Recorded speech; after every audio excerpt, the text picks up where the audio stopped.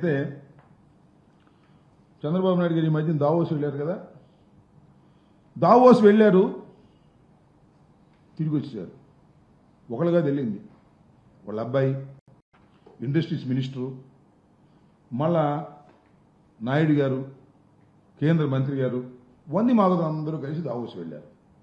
Davos వెళ్ళంగానే చంద్రబాబు నాయుడు గారు చాలా సీనియర్ మోస్ట్, ఇండస్ట్రీలు అందరికీ కూడా పరిచయాలు ఉన్నాయి, ఆయన అద్భుతమైనటువంటి పెట్టుబడులు తీసుకొచ్చేస్తారు రాష్ట్రానికి అనేటువంటి ఒక ప్రచారం చేసుకున్నారు. వాళ్ళ పేపర్లు ప్రచారం చేసుకున్నారు.